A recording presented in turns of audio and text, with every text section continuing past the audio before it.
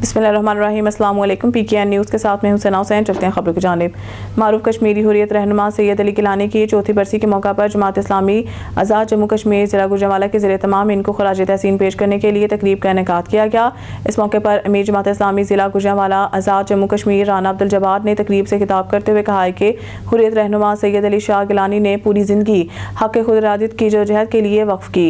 इनकी ज़िंदगी कुर्बानी और साबित कदमी की अलामत है। उन्होंने मज़ीद कहा है कि सैयद अली गिलानी ने कश्मीरी अवाम को आज़ादी की जदोजहद पर साबित कदम रखा। सैयद अली गिलानी का लहू तहरीक आज़ादी को हमेशा जिंदा रखेगा। पाकिस्तान कश्मीरी अवाम का मुकदमा हर फोरम पर उठाता रहेगा।